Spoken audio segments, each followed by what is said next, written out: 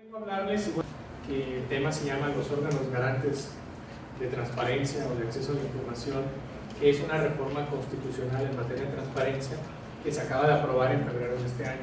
Porque esa reforma constitucional modifica el diseño tanto normativo como institucional que rigen al derecho de acceso a la información. Es decir, cambia la naturaleza jurídica de los órganos garantes, los hace autónomos, constitucionales, como ahora ya lo es el IPAI, y así tendrán que ser los de los estados, y establece ciertas bases y principios nuevos que deben de regir el acceso a la información. Pues ya va a haber esta ley general de transparencia, pero también va a haber leyes en los estados. Es decir, va a haber una ley general que va a decir en términos generales cómo van a ser las leyes de los estados. Entonces todo esto va a cambiar.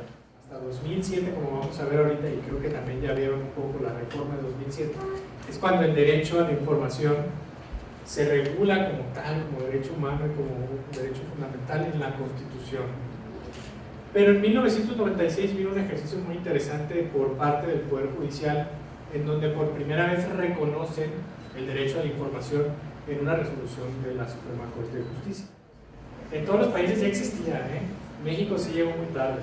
O sea, los primeros países desde 1700 ya tenían el derecho a la información. ¿Por qué? El derecho a la información o la información es esencial para ahora sí que para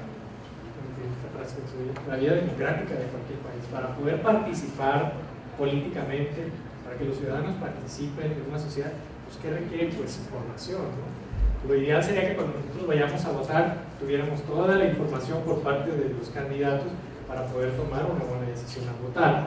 Pero eso es solo la información a lo mejor de carácter político, ¿no? La información es indispensable y hay tanta información que nos puede servir para la vida diaria, ¿no? O sea, ustedes que son estudiantes, informaciones de becas, para becas al extranjero o apoyos, mucha información que ya la pueden solicitar y se les tiene que entregar. ¿Por qué? Pues porque está este derecho. Entonces, sí llegamos tarde en México, por eso a lo mejor para algunos puede ser algo nuevo, que es el derecho a la información, pero es un componente de la libertad de expresión, siempre ha sido, o sea, no podemos expresarnos libremente si no estamos informados, ¿no? ¿Okay? Siempre fue parte, pero nunca se desarrolló en México. ¿Okay? No podemos ser una democracia y participar, porque una democracia pues, la hacemos todos, sin información. Lamentablemente no existían los mecanismos como los hay ahora, ¿no? Entonces, antes de la reforma de 2007 hay una ley de transparencia. Entonces, hay una ley federal de transparencia y acceso a la información que rige a nivel federal, y de 2002 a 2007 cada estado empezó a legislar. Cualquier cosa es un documento público, ¿okay? No necesariamente un documento escrito.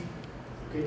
Si yo quiero pedirle a la Presidencia de la República los videos de las giras del presidente, pues me los tiene que entregar de algún área, y las campañas pues me los tiene que dar.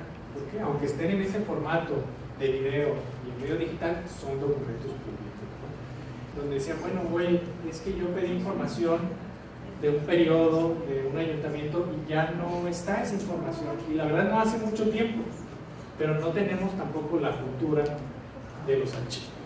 Entonces es otro tema, ¿no? En México ya hay una ley federal de archivos, pero debió haber existido una ley de archivos antes de una ley de transparencia.